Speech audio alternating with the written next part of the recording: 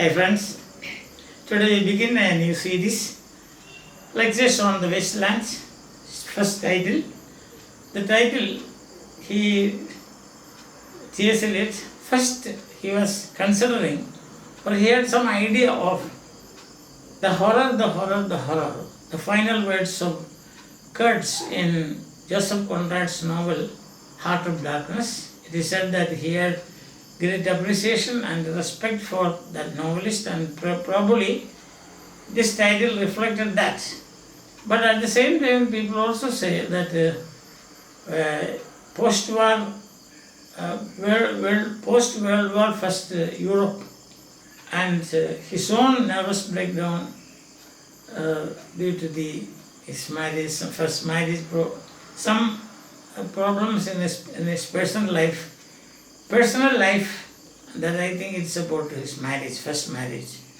So these things probably might have made him give the title the horror, but that was not very seriously considered. The second one was he do the police in different voices, that is Charles Dickens' novel. Our mutual friend, two characters, one is Betty Higdon and the other is Sloppy. Sloppy is reading police reports in different voices. Policeman A in one voice, policeman B in another different voice, kind of mimicry.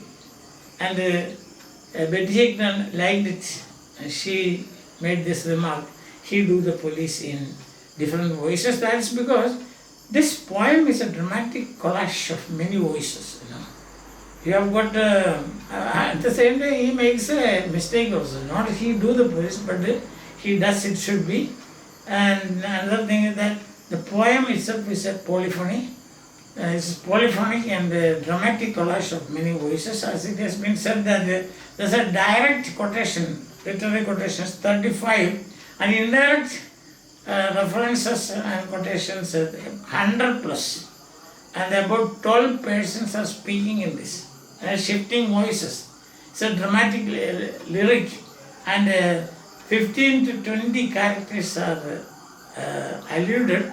There are characters from realistic life, mythic characters, historical characters are there. Another symbolic presence you will find. So the entire thing is fragmented and polyphonic and fragmented, and therefore that may be the reason he considered this, but Ezra Pound, his editor, did not agree with this. I think that is maybe the reason he dropped that.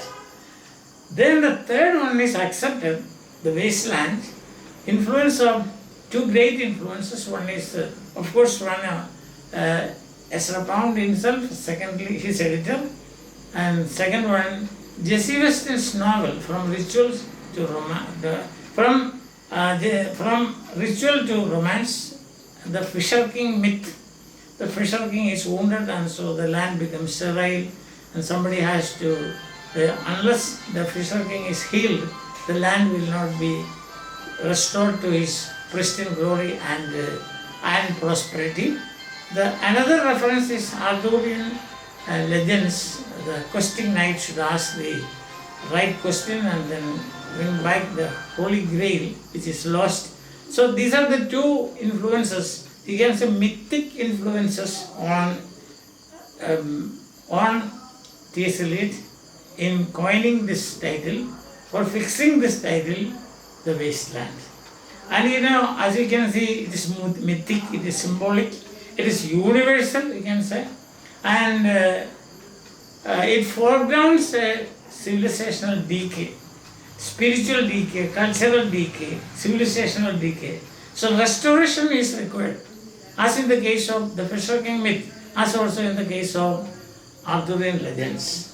So sections reinforce this idea of sterility, failed rebirth, sterile relationship. As you can see in the poem, as we go further, you will find the typist and the young man, the landowner's clerk, their sterile sexual relationship.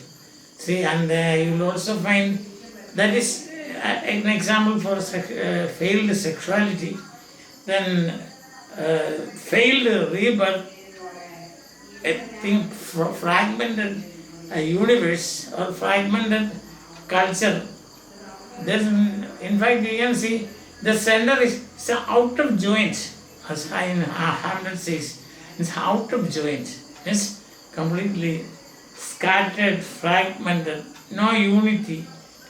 Everywhere it is sterile, as Hamlet himself, the sterile promontory, he says, no? So exactly like this here. So this land is physically dry, emotionally barren, and spiritually exhausted.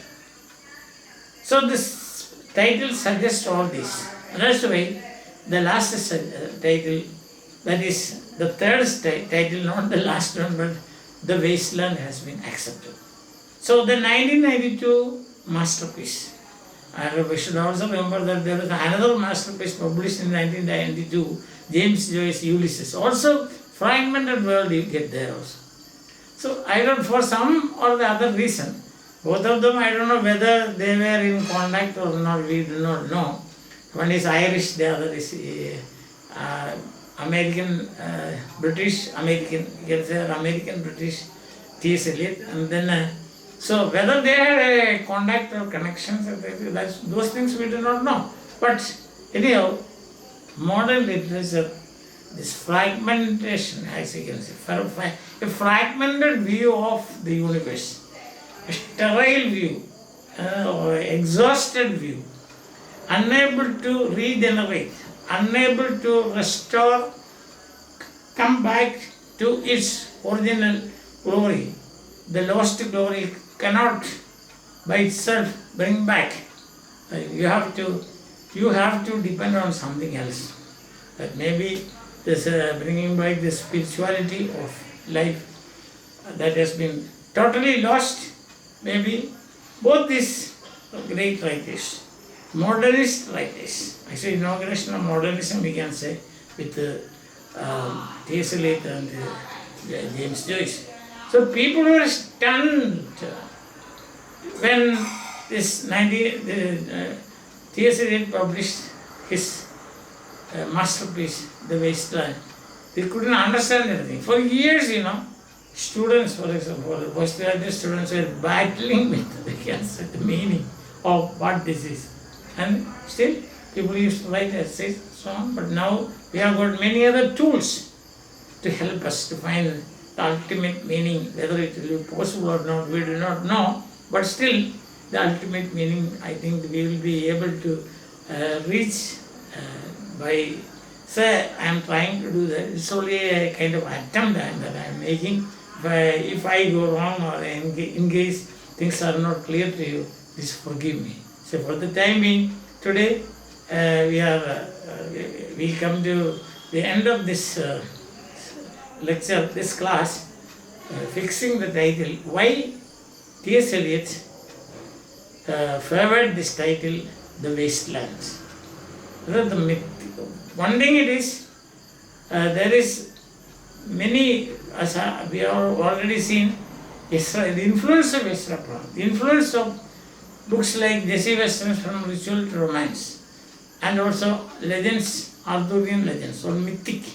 So, same mythic method you will find in James Joyce also. James Joyce novel Ulysses uses mythic method, and T.S. Eliot's poem The Wasteland also uses mythic method.